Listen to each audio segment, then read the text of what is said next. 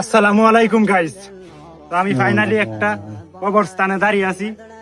আর এই যে কবরটা দেখতেছেন, এই মরহুম ব্যক্তির জানাজা হচ্ছে 10টা বাজে, আর এখন বাজে 8:32। আর 1.5 ঘন্টা সময় আছে। 1.5 ঘন্টার পর ওই মরহুম ব্যক্তির জানাজার পরে এই জায়গায় শোয়ানো হবে।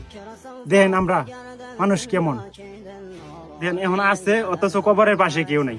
দেখছেন, কবরের পাশে শুধু আমরা এই দুইজন দেখতেছেন, এই যে আমি আর ক্যামেরাম্যান আছে, আর কেউ নাই। তো বিষয়টা হলো, মানুষ চিরকাল অর্থ সম্পদের কথা চিন্তা করে, চিরকাল অর্থ সম্পদের কথা চিন্তা করে। তো সবাই অর্থ সম্পদ ভুলে আগে নিজের আখেরাতের বাড়ির কথা চিন্তা করেন আগে। কেউ যাবে না সাথে, অর্থ সম্পদ কিচ্ছু যাবে না সাথে, শুধু একলা যাইতে হবে। তো সবাই অর্থ সম্পদের কথা ভেবে জীবন কাটাবেন না, আখিরাতের কথা ভেবে জীবন কাটান।